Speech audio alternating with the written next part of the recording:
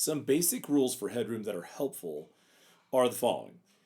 Provide enough headroom for the artist or the performer to get excited. They will get excited, so when you set your nominal level for the first time, you might want to just lower it a little bit so you have a little bit of extra room. What you'll notice is as people get comfortable in the studio, and especially in a live performance when an audience is there, um, they get louder over time. And so we want to just maintain a clear level where we're not clipping. So we want to make sure just give them a little bit extra room. And then we also want to have the artist or performer attempt to perform at the level that they expect to using the actual music if possible. So for me, one of the big rules that I use in the studio always is nobody plays covers unless we're literally recording a cover band. And that is usually defined in the statement. No hacking. Hacking is usually the idea that like when we're sitting around setting up, people are doodling on their instruments.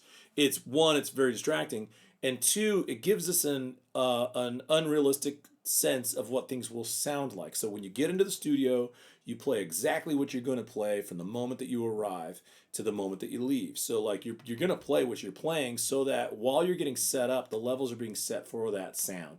A great example of that is a grand piano.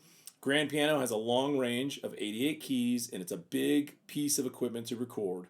And so if a pianist sits down and starts testing their sound and their headroom playing a Bach piece that uses the whole range of 88 keys, and then for the actual song, they're only playing one octave range, maybe down low, it destroys our setup in terms of volumes, and it really changes the aspect of how that nominal level looks and how that headroom level looks.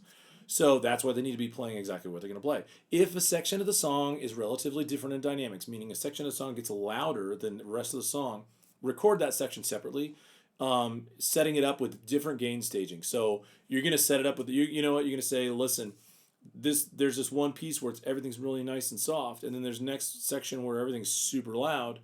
We don't want to set the same gain for all of that because what we're going to end up with is in order to keep from clipping at the loud part, the soft part's going to have really bad volumes and it's going to be too close to the noise floor.